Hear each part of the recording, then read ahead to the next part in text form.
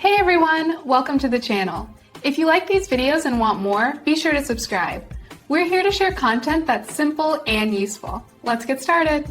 Finding the exact time an email was sent in Microsoft Outlook is straightforward, but the location varies slightly depending on whether you use the desktop app, web version, or mobile application. In the Outlook desktop application, open the specific email you want to check. Look at the header information at the very top of the reading pane. You will see the sender's name and the date.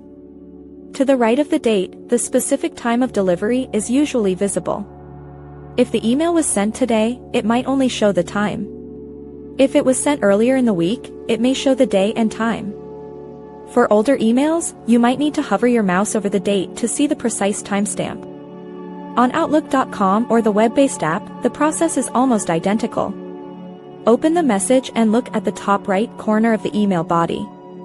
The date and time are listed right next to the sender's details. On the mobile app for iOS or Android, tap the email to open it. The time is often displayed just below the sender's name. If you only see the date, tap on the date header once to expand the details and reveal the exact minute it arrived.